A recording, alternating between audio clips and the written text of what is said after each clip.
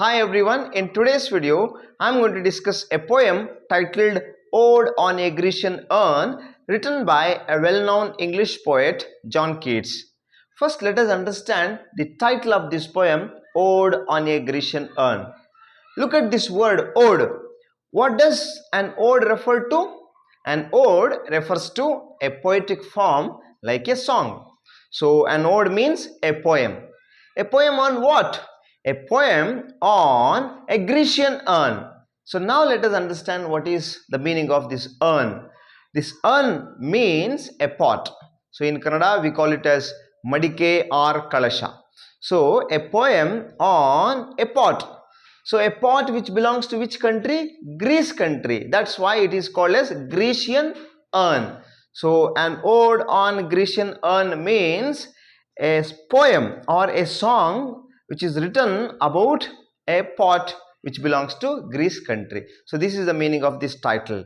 Now let us understand the background of this poem. Let's see how the poet John Keats was motivated to write this poem about this pot which belongs to Greece country. He belonged to England and he decided to write a song or a poem about a Greek art. The poet was very much interested in Greek art and sculpture. Once he was reading a book about Greek art and sculpture.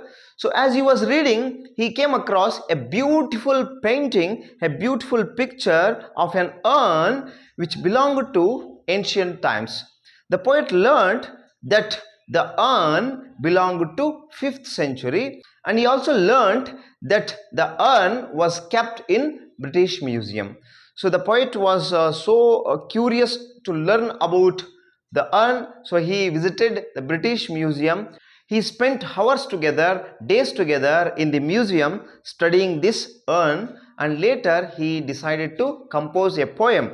He decided to compose an ode about this Greek art called urn.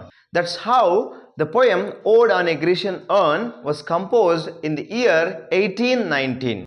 There are 5 stanzas in this poem and each stanza has got 10 lines. So now in this video I am going to summarize all the stanzas. The poet John Keats begins the poem by giving the elaborate description about the urn. He says that the urn is like a bride of quietness. Why does the poet call that urn as a bride? He calls it as a bride because it is looking so beautiful like a bride. And why does he say that it is a bride of quietness?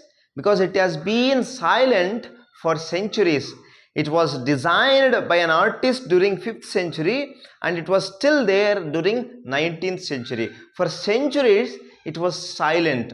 So that is the reason why the poet calls it as a bride of quietness. In the next line, the poet says that the urn is like a foster child. Foster child means adopted child. Why does the poet call that urn as an adopted child? Because the urn was born in somewhere in Greece and it was brought to England. It was brought to British Museum. That's the reason why he calls it as a foster child or adopted child. It was given birth by an artist in Greece centuries ago and it was brought to British Museum, right? That's the reason why the poet calls it as a foster child. The poet also describes this urn as a historian. He says that this urn can give the history of Greek culture. The one who wants to know about Greek culture and history can just look at this urn and they can understand the history. This urn can narrate beautiful tales, beautiful stories. That's the reason why the poet calls this urn as a historian. So he says that the urn is like a bride of quietness. He says that the urn is like a foster child, that is adopted child, and he also says that the urn is like a historian. And he also says that the urn is unravished.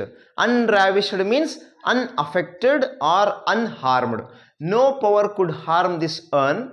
Though it belonged to 5th century, it was still there during 19th century. So no power could harm this. No power could have its effect on this urn. Even the most powerful on this earth, time also could not have its effect on this urn. Why? Because it was wearing an outfit called art. Because there were some beautiful images carved on the urn. There were some beautiful pictures designed by the artist during those days. In the next stanzas, the poet talks about the pictures that were designed on the urn. There were 4 pictures carved or designed on this urn. Number 1, the picture where we see a young man sitting under a tree playing his pipe. This is picture number 1. We see a young man sitting under a tree playing his pipe. That means playing a musical instrument. This is picture number 1. In picture number 2, we see 2 young lovers. A young man, the lover, is trying to get hold of his beloved lady's hand, is trying to persuade her. So this is what we see in the second picture. In third picture, we see a procession where we see a group of people along with a priest dragging a cow for a sacrifice. They were there to perform a sacrifice, that is animal sacrifice. So that is what we see in the picture number 3. And picture number 4, we see some beautiful trees and creepers which are evergreen. So these are the 4 pictures. The poet starts giving his elaborate description and interpretation about all these 4 pictures. He starts with the first one where we see a young man sitting under a tree playing his pipe, that means a musical instrument. He says that the music that the young man is composing may not be heard to the sensual ears, which means the physical ears. The music that he is composing may not be heard by our sensual ears, but it can be heard by the souls. Which means the one who is looking at this picture can hear the music with his soul. So that is what he says. The music is so powerful. And he also says that the heard music is sweet and unheard music is always sweeter. Something we hear is sweet, but something that cannot be heard is always sweeter. That is what the poet opines. And the poet also comments that the young man has been producing his music since 5th century. He has been producing for centuries and he is not at all tired, and he will never be tired in future also. He will be composing the music, he will be producing the music. So that's what he says about this particular picture. Now let's move to the second picture where we see a young lover chasing his beloved lady. He is trying to get hold of his beloved lady's hand. But the girl seems to go away from him. She seems to escape from that place. The boy has tried to catch her, but he has not caught her. So this is what we see in the picture number 2. Looking at this picture, the poet comments that the boy has been trying to catch her, but he has never caught her. He has failed. And he says, the poet says, in future also he will never ever catch her, he will never ever meet her, because their life has been designed in such a way. So their life has been designed in such a way by the artist. So because it was designed in such a way, because it was designed and carved in such a way, the boy cannot meet her, the boy cannot touch her. So this is what the poet says about these 2 young lovers. The poet also says that the young man should not be disappointed with this, because though he cannot meet her, though he cannot touch her, he should be happy, because his love will be pure and his love will be afresh forever. And now let's move to the third picture where we see a group of Greek people gathering at a temple to perform animal sacrifice.